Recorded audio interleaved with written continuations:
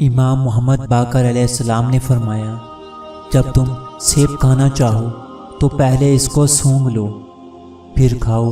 اگر تم ایسا کرو گے تو جسم سے ہر بیماری نکل جائے گی۔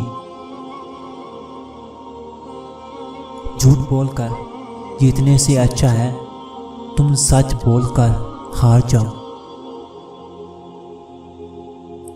وہی اللہ ہی تو ہے جو تمہیں اپنی قدرت کی نشانیاں دکھاتا ہے اور تمہارے لیے آسمان سے رزق اتارتا ہے، اور نصیحت تو وہی مانا کرتا ہے جو ہدایت پانے کے لیے دل سے رجوع کرتا ہوں۔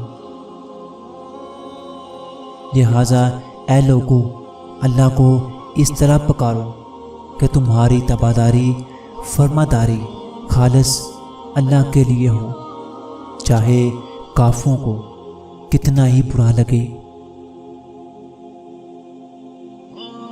اچھی بات کو شیئر کرنا بھی صدقہ جاریہ ہے۔